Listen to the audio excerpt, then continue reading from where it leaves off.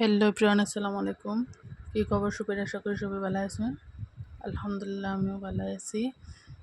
তো আজকে ভিডিওটা চালতুরি স্টার্ট করছি।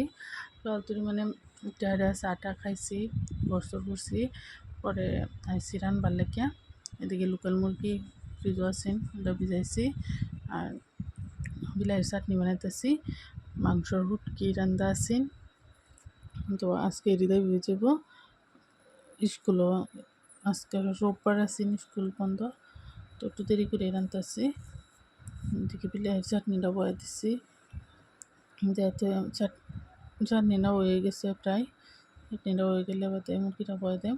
এই ধরুন ঘরের মুরগি জব করছি, জব করার পরে দেখি আন্ডা মুরগির মধ্যে, আর এক সপ্তাহ গেলে আন্ডা ফেলে দিলে হইলে তো দেখে হারে বাদে খারাপ লাগতেছে।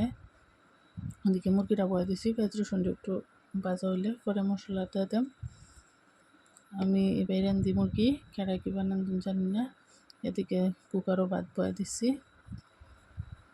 এই যে মশলা দিচ্ছি সব, আদা বাটা, গরম মশলা সব দেখারে মশলাটা এটা ভালো করে মজা লইম, বাজিয়ে লইম মশলাটারে। বাজার পরে মাংসটা দেম। এক হাতে মোবাইল ধরে আর এক হাতে রান্দা বিরাট অসুবিধাও। তো যেহিনি পারি হিনি করি ভিডিও। পানি ঢালছি, কইটা মজুক গেলা ভালো করে, পরে জল দেম।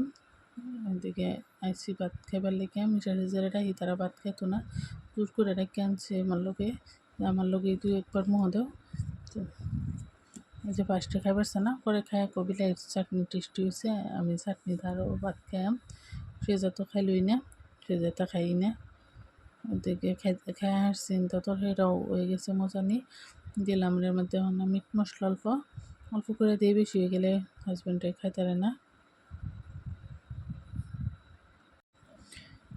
তো মিট মশলা দেওয়া এখন পানি ঢালছি, পানি এনেও খাইতে করতে আমার বাসন টাসন জমছে, এটি ধুইলাম। বাসন ধুয়ে আসছি, তো তরকারি হয়ে গেছে। তরকারির কালারটা সুন্দর আছে। মাছ মারছিন হাজব্যান্ডে গেহারিয়া, তো খাইছে খালি তেলিপিয়া মাছ, পরে বাজারতে আনাম। বাজারও কেউ মাছ পেছে না, আনছে তা পিকেট মাছ। আজকের ভিডিওটা এন্টুরি ভাল লাগলে লাইক কমেন্ট।